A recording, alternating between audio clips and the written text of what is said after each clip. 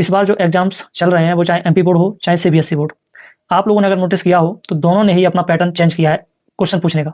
CBSE board में तो math का पेपर इतना टफ दे दिया था कि कोर्ट में पीआईएल तक दायर कर दी थी।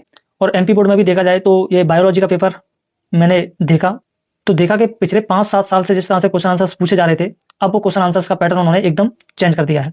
और केमिस्ट्री का पेपर बच्चे बता रहे थे कि पता नहीं कहाँ से पूछा है, क्या पूछा है, समझ में नहीं आ रहा था।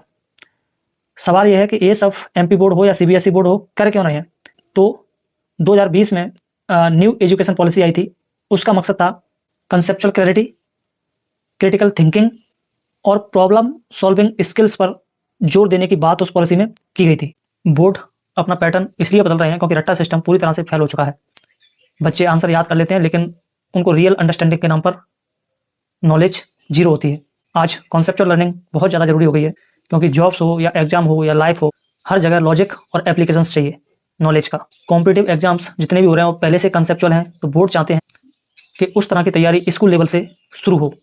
बोर्ड्स को बच्चों में रियल लाइफ स्किल्स डेवलप करनी है ताकि वो अपनी नॉलेज को यूज कर पाएं। मेरा पढ़ाने का तरीका कुछ ऐसा ही था लेकिन बच्चों को बड़ा अजीब लगता था।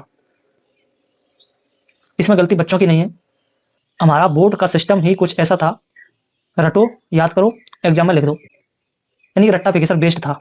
लेकिन अब उनको समझ में आ गया है कि रट्टाफिकेशन आगे काम नहीं आने वाला है।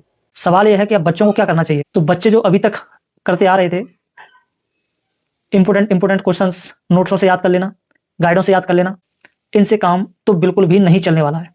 अब आप लोगों को एनसीईआरटी को लाइन बाय लाइन समझना होगा, हर चैप्टर का कॉन्सेप्ट क्लियर करना होगा, पढ़ते समय क्यों और कैसे इन क्वेश्चनों के जवाब आपको खोजने होंगे।